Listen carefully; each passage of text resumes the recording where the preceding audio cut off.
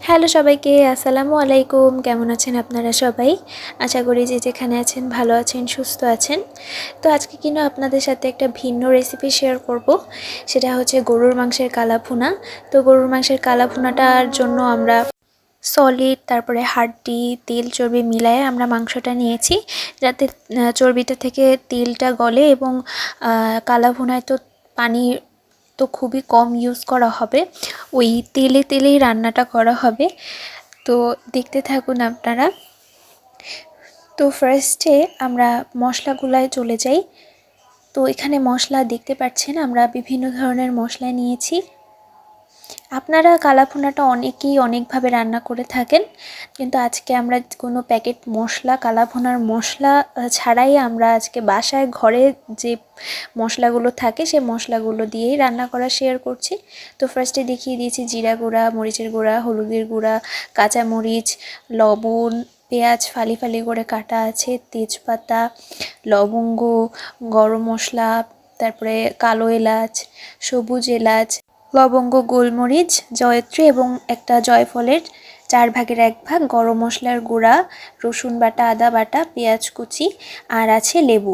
তো এটাই হচ্ছে আমাদের মশলা।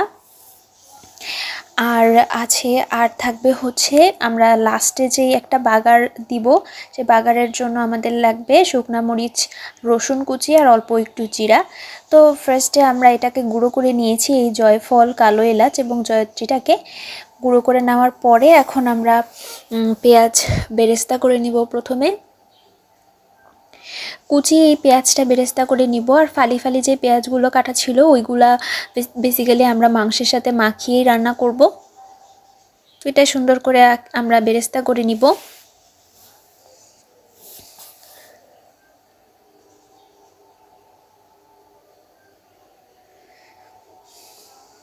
তো এখন মাংসটা বেরেস্তা হয়ে গেছে, এখন বেরেস্তাটা তুলে রেখে আমরা মাংসটা ম্যারিনেট করতে এসেছি। তো ফার্স্টে আমরা দিয়ে দিয়েছি রসুন বাটা, আদা বাটা, তারপরে দিয়ে দিয়েছি লেবুর রস। লেবুর রসটা আপনারা স্কিপও করতে পারেন, গরুর মাংস এমনিই শক্ত হয়, কিন্তু লেবুর রসটা দিয়েছি যাতে স্বাদটা অনেক ভালো আসে। তো এবার আমরা অ্যাড করব হলুদের গুঁড়া, মরিচের গুঁড়া, জিরার গুঁড়া, কাঁচামরিচ, তারপরে পেঁয়াজ ফালি ফালি করা, তারপরে তেজপাতা, দারচিনি, এলাচ, লবঙ্গ, গোলমরিচ, পেঁয়াজ বেরেস্তা, এইসব আমরা মিক্সড করে সুন্দর করে মাখিয়ে নিব। এখানে কিন্তু গরম মশলার গুঁড়াটাও আছে, আবার জয়ফল, জয়ত্রী গুঁড়াটাও আছে, সবই দিয়েছি এখানে আমরা। এবার সুন্দর করে মাখিয়ে নিব।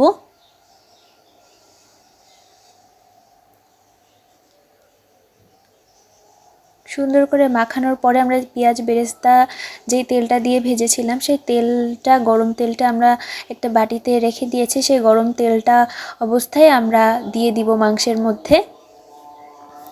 এই যে গরম তেলটা আমরা পেঁয়াজ বেরেস্তা যেটা দিয়ে ভেজেছিলাম সেটা আমরা দিয়ে দিলাম, দিয়ে সুন্দর করে মাখিয়ে নিব। সুন্দর করে মাখিয়ে তারপরে আমরা এটা রান্না করতে বসিয়ে দিব। অবশ্যই এখানে গরম পানি ইউজ করতে হবে। গরম পানিটা তাও খুব অল্প অল্প করে ইউজ করতে হবে, সেটা এখন না, আগে আমরা মাংসটা চুলার পরে বসিয়ে দিই। মাংসটার থেকে অনেক পানি বের হবে, তো সেই পানিতেই অর্ধেকটা রান্না হবে, আর অর্ধেকটা আমরা একটু একটু পানি মিশিয়ে মিশিয়ে তারপরে রান্না করব। তো আমাদের মাখানো হয়ে গেছে, আমরা অনেকক্ষণ ধরে সময় নিয়ে মাখিয়ে নিয়েছি।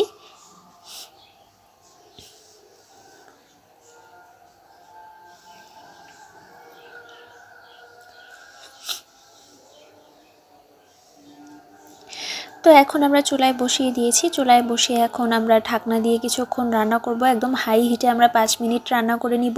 তারপরে আমরা গ্যাসের ফ্লেমটা কমিয়ে দিয়ে পুরো অনবরত 1.5-2 ঘন্টা ধরে এটা রান্না করতে হয়। এটা একটু সময়ের ব্যাপার, মানে এই কালাভুনাটা রান্না করার একটু সময় লাগে, একটু ধৈর্য সহকারে রান্না করতে হয়।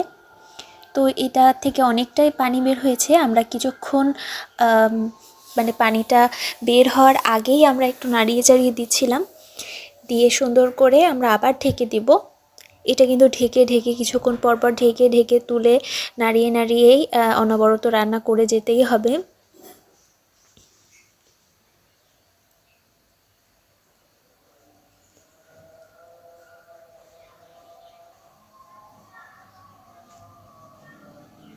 আবার আমরা ঢাকনা দিয়ে দিয়েছিলাম, আবার ঢাকনা খুলে নাড়িয়ে নিচ্ছি।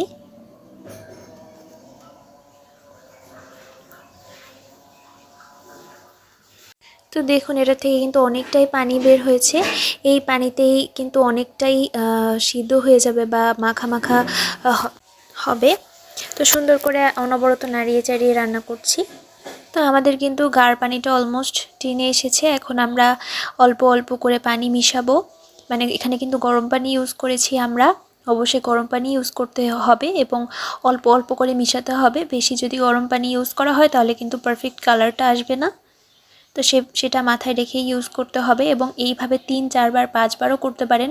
এটা গরুর মাংসের পরে ডিপেন্ড করে। গরুর মাংস যদি বেশি শক্ত হয়ে থাকে, এক এক গরুর মাংস এক এক রকম। অনেক গরুর মাংস আছে অনেক তাড়াতাড়ি সিদ্ধ হয়ে যায়, অনেক গরুর মাংস আছে তাড়াতাড়ি সিদ্ধ হতে চায় না। সেই পর্যায়ে আপনারা পানির পরিমাণটা বুঝে শুনে অল্প অল্প করে টেস্ট করে করে তারপরে আপনারা ইউজ করতে পারেন। আর কালাভুনা মশলার জন্য কিন্তু আমরা কোনো প্যাকেট মশলা ইউজ করিনি। আমরা কিন্তু এইভাবে করেই মানে হাতে তৈরি করে জয়ফল জয়ত্রী দিয়ে আমরা মশলাটা তৈরি করেছি। যেমনভাবে হোটেলে নিজের হাতে তৈরি করি কালাভুনা মশলাটা বানানো হয়, আমরা সেভাবে অথেন্টিক প্রসেসেই বানিয়েছি। মাংসটাকে আমরা একই প্রসেসে কষিয়ে যাব, আবার ঢেকে দিলাম।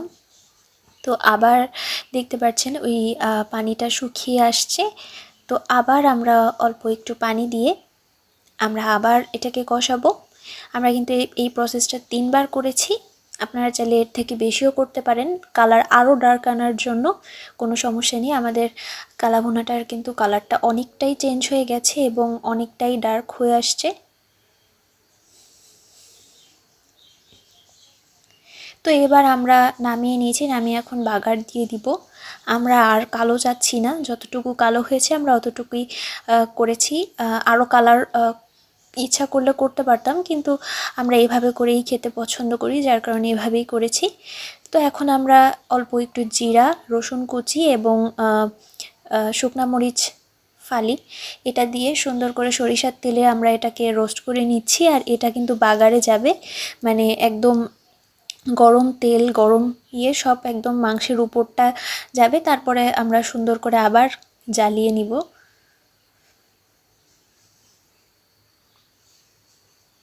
তো এবার কিছুক্ষণ জাল দিয়ে নিয়ে আবারও কিছুক্ষণ কষিয়ে নিয়ে তারপরে আমাদের কালাভুনা রেডি।